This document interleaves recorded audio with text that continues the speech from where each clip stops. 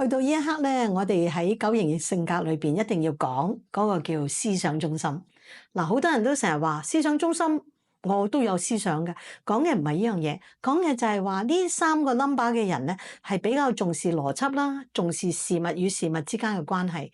不過呢班人咧，雖然好似好識諗嘢咧，其實佢哋都有盲點喎。不如先講下5號性格嘅人啦。如果用一隻動物嚟形容5號，貓頭鷹。睇唔睇到啊？大大嘅眼，然後咧企到高一高，然後喺度觀察自己咧，就唔係投入喺個境裏邊。其實5號性格嘅人咧，最叻嘅地方就係佢好多時都保持住個冷靜啦、客觀嘅頭腦啦。事物裏邊咧，佢唔會想自己係置身於其中，因為會影響佢客觀分析嘅能力。不過呢啲咁好嘅特色咧，又正正係佢性格嘅盲點喎。因為佢咁唔投入咧，好多時就冇辦法感受到人哋嘅感受。可能佢講一句説話好冷靜咁樣，但係咧嗰個場合係唔適合嘅。例如好簡單啦，我聽過有位朋友講，個太太咧就去好緊張自己個眼啊，覺得單眼影唔靚啊，所以佢決定咧就做咗雙眼皮。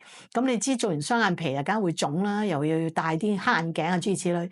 佢都發現個老公好似唔知咁，終於有日忍唔住就同個先生講話：你發覺我有啲咩唔同啊？咁跟住望完一輪就話冇啊咁。嗱，如果你問我咧，實際上咁樣嘅情形，點解你又話佢客觀觀察咧？咁後尾我同佢先生講過就話，其實我都見到我老婆隻眼腫咗嘅，但我而家咁樣講，佢咪唔開心咯。跟住咧，我仲要去安慰佢，我當睇唔到嘅話，咁我咪唔需要有呢個對話咯。其實好多時5號仔都俾人一個感覺就係佢觀察力好強。但係佢唔想有情感或者情緒擺落去，從而咧好多時佢會有種逃避。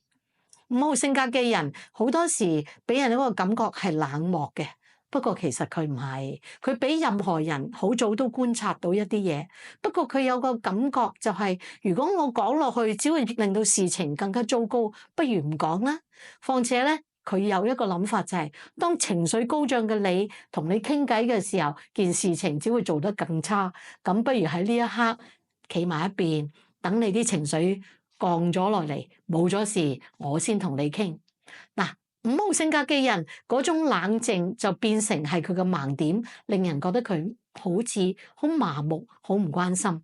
但係佢鄰居6號性格嘅人咧，雖然都係鄰居喎，佢哋都係思想中心。不過咧，佢哋嘅諗嘢咧就遠遠比5號複雜啦。你下一次嚟聽下呢個6號性格嘅人，佢嘅盲點喺邊度咧？